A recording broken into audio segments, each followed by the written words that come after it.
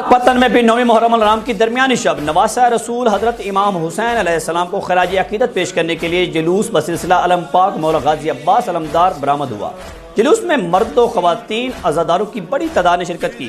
پاکپتن سے انوار بھٹی کی رپورٹ۔ پاکپتن میں عشرہ محرم الحرام کے سلسلہ میں جلوس اور مجالس کا سلسلہ جاری ہے۔ نویں محرم الحرام کی درمیانی شب کے مجلس اور جلوس مرکزی امام بارگاہ امام علی رضا اور امام بارگاہ قصر ابو تراب محلہ شریف آباد سے برآمد ہوتا ہوا امام بارگاہ میں پہنچا، جس میں مرد و خواتین عزاداروں نے شرکت کی اور راکد اہل بیت نے جو حلب شہدائے کربلا کے مصائب اور فضائل اور مناقب بیان کیے۔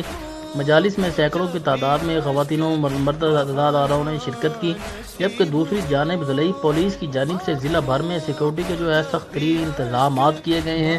ترجمان پولیس کے مطابق جلوس اور مجالس کے لیے پولیس افسران اور پولیس اہلکار سیکورٹی کے فرائض سر انجام دے رہے ہیں، جبکہ اسکاؤٹ بھی رضاکارانہ طور پر جلوس کے راستوں اور مجالس میں آنے والے عزاداروں کی چیکنگ کر کے اس کو امام بارگاہ میں داخل ہونے دیا جا رہا ہے۔ اس موقع پر سیکورٹی کو فول پروف انتظامات کیے گئے ہیں۔ اس کے علاوہ پولیس کے علاوہ bomb disposal, civil defence, lead force, special branch, municipal committee کا جو عملہ ہے، ڈاکٹر، پیرامیڈیکل اسٹاف، ریسکیو 112 واپڑا اور دیگر محکمہ جات کے افسران اور اہلکار بھی موجود ہیں، اور اس موقع پر پولیس کی بھاری نفری بھی تعینات کی گئی ہے۔